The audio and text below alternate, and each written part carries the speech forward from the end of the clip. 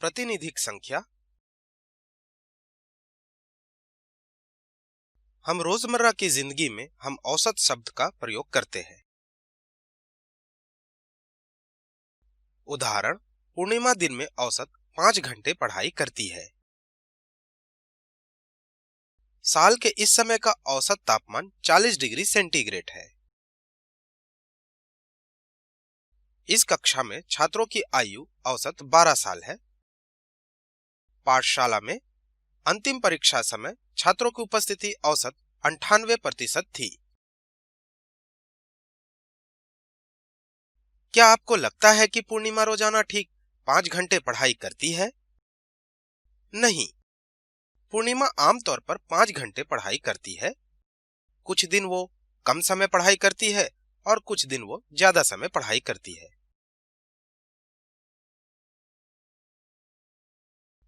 क्या किसी जगह का तापमान किसी विशेष समय हमेशा 40 डिग्री सेंटीग्रेड हो सकता है?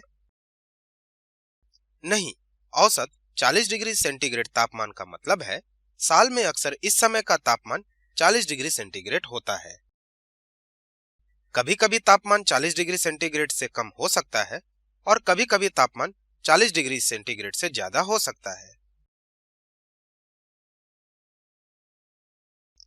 क्या कक्षा में सभी छात्रों की आयु 12 वर्ष है? नहीं, हर छात्र की आयु अलग हो सकती है। किसी छात्र की आयु 12 साल से कम हो सकती है या किसी छात्र की आयु 12 साल से ज्यादा हो सकती है। क्या पाठशाला में अंतिम परीक्षा के समय छात्रों की उपस्थिति 98% है? जाहिर है नहीं। पाठशाला में अंतिम परीक्षा के समय छात्रों की उपस्थिति 98% के इर्द गिर्द हो सकती है। ध्यान दें, विभिन्न प्रकार के आंकड़ों के समूह का विश्लेषण करते समय आपने निरीक्षण किया होगा कि अनेक स्थितियों में अधिकांश संख्या आंकड़ों के संग्रह के केंद्र बिंदु में समूहबद्ध होती है।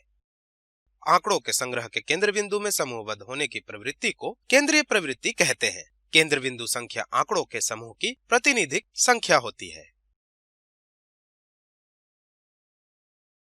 ध्यान दें, अधिक मात्रा में प्रतिनिधिक संख्या खोजना सांख्यिकीय विश्लेषण एक महत्वपूर्ण कार्य होता है। इन संख्यात्मक प्रतिनिधियों को केंद्रीय प्रवृत्ति के मापक कहा जाता है। केंद्रीय प्रवृत्ति के 3 मापक हैं: माध्य यानी कि औसत, माध्यक, बहुलक।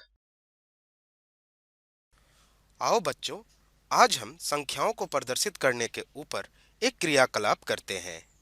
इसके लिए हमें 40 मनकों की जरूरत होगी, जैसा कि आप चित्र में देख सकते हैं।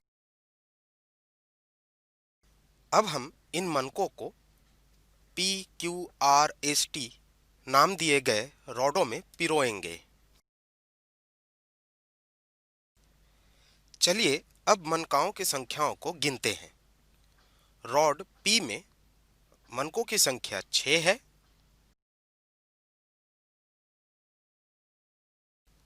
रॉड Q में 4, रॉड R में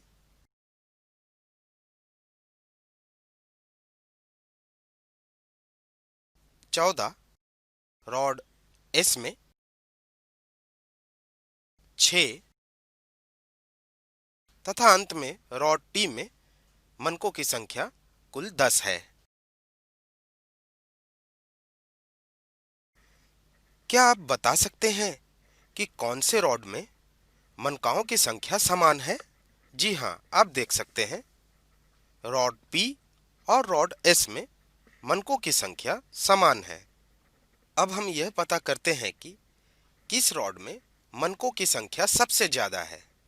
यहाँ पर हम देख सकते हैं कि रॉड R में मनकों की संख्या सबसे ज्यादा है, यानी कि कुल है 14 मनकों की संख्या। अब यह ढूंढते हैं कि किस रॉड में सबसे कम मनकों की संख्या है। यह बड़ा ही आसान है। हम देख सकते हैं कि रॉड Q में मनकों की संख्या 4 है, जो कि सबसे कम है। अब चलिए मनकाओं को अब अवरोही क्रम में सजाते हैं। अवरोही क्रम में सजाने के उपरांत अब हम मनकों की संख्या को गिनते हैं। सबसे पहला रॉड पी आता है जिसमें मनकों की संख्या 14 है। उसके बाद रॉड क्यू जिसमें मनकों की संख्या 10, रॉड आर मनकों की संख्या 6, रॉड एस मनकों की संख्या 6 तथा अंत में रॉड टी जहां पर मनकों की सबसे कम संख्या 4 है। यहां पर अब हम दो मनकों को रॉड पी से निकालकर रॉड आर में डालते हैं।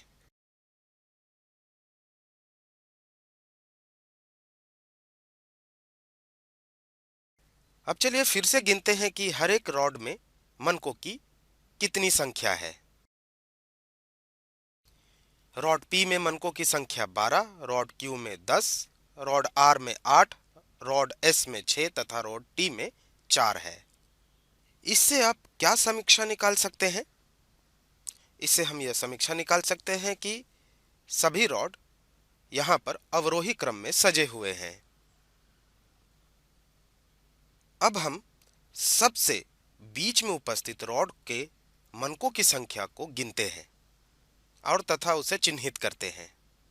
तो सबसे बीच में उपस्थित रॉड आर है जहां पर मनकों की संख्या कुल 8 है।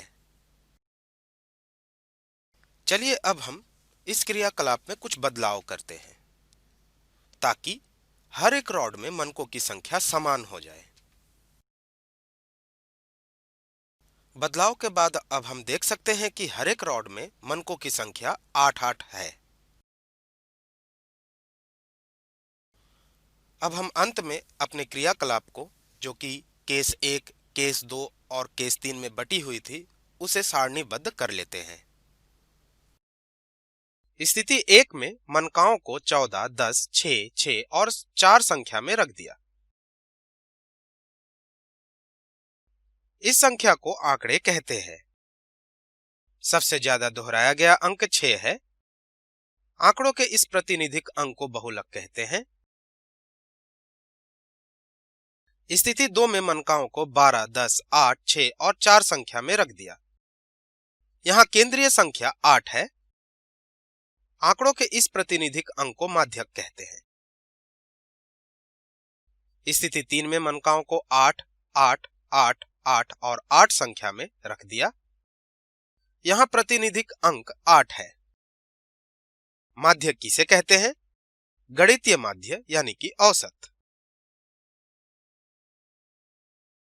तीनों स्थिति में मनकाओं का औसत ज्ञात करते हैं। स्थिति 1 में मनका की संख्या 14, 10, 6, 6 और 4 है। औसत बराबर मनका की कुल राशि बटा मनका के समूहों की संख्या, यानी कि बराबर 14 जोड़ 10 जोड़ 6 जोड़ 6 जोड़ 4 बटा 5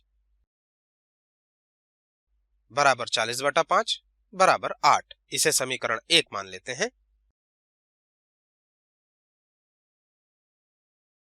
स्थिति 2 में मनका की संख्या 12, 10, 8, 6 और 4 है। औसत बराबर मनका की कुल राशि बटा मनका के समूहों की संख्या बराबर 12 जोड़ 10 जोड़ 8 जोड़ 6 जोड़ 4 बटा 5 बराबर 40 बटा 5 बराबर 8। इसे समीकरण 2 मान लेते हैं। स्थिति 3 में मनका की संख्या 8, 8, 8, 8 और 8 है।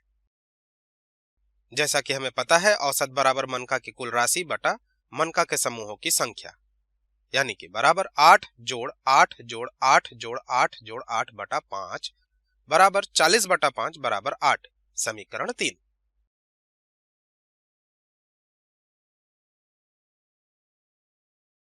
सभी समीकरणों या कहें कि सभी स्थितियों में औसत समान है।